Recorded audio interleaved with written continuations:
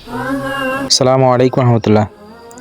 জুলাই মাসের সোমবার আনুমানিক রাত ৩টা থেকে ৪টার মধ্যে মির্জাপুর আমানুল্লাহ শেখের বাড়ি লিটন এবং আন্ডার ব্যাপারী বাড়ি নামে হয়তো অন্য নামে হইতে পারে বাচ্চু মিয়া, দুজনেরই পেশা সেম, দুজনে অটোরিকশা চালায়। দুজনের ঘরেই একই রাত্রে চুরি হয়েছে। তাদের ঘরের মধ্যে হিংকাটা, এই যে গ্রামের ভাষা যাকে হিংকাটা বলে আর কি, দুজনের ঘরে থেকে প্রায় বিপুল পরিমাণ টাকা এবং মোবাইল নিয়ে যায়।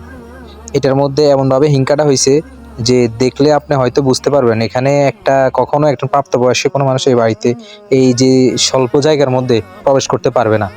এটার মধ্যে আনুমানিক কোনো ছোট বাচ্চা 12 থেকে 15 বছর বয়সী কেউ ছাড়া কখনো এই জায়গার মধ্যে, স্বল্প জায়গার মধ্যে আমার মনে হয় না যে কোনো মানুষ ঢুকতে পারবে, কম বয়সী মানুষ ছাড়া।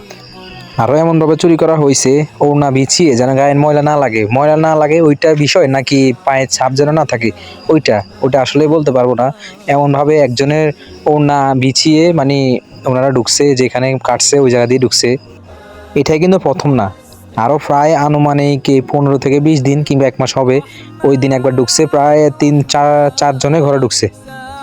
সেখানেও একই অবস্থা, একজনের ওড়না বিছিয়ে আরেকজনের বাসায় যায় চুরি করতো, আরেকজনের ওড়না নিয়ে আরেকজনের বাসায় যায় চুরি করতো। প্রায় আনুমানিক অনেকজনের বাসায় চুরি হয়েছে।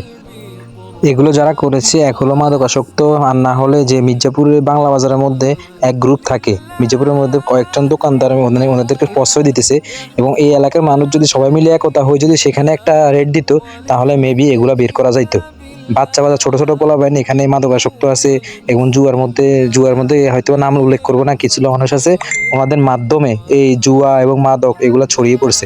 তো সচেতন সমাজে সবাইকে বলছি, আপনারা সবাই সচেতন হন এবং এই মাদকের বিরুদ্ধে এবং এই বেকারত্ব আর এই জুয়ার বিরুদ্ধে আপনারা এখন আওয়াজ তুলুন।